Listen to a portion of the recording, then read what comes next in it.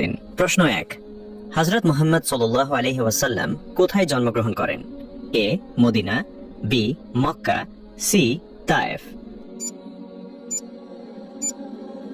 সঠিক উত্তরটি হবে অপশন বি মক্কা। প্রশ্ন 2, হযরত মুহাম্মদ সাল্লাল্লাহু আলাইহি ওয়াসাল্লাম তার পিতার নাম কি ছিল? এ আব্দুল্লাহ, বি আবু তালিব, সি হামজা।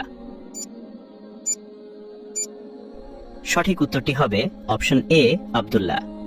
প্রশ্ন 3, হযরত মুহাম্মদ সাল্লাল্লাহু আলাইহি ওয়াসাল্লাম তিনি কত বছর বয়সে নবুয়াত লাভ করেন?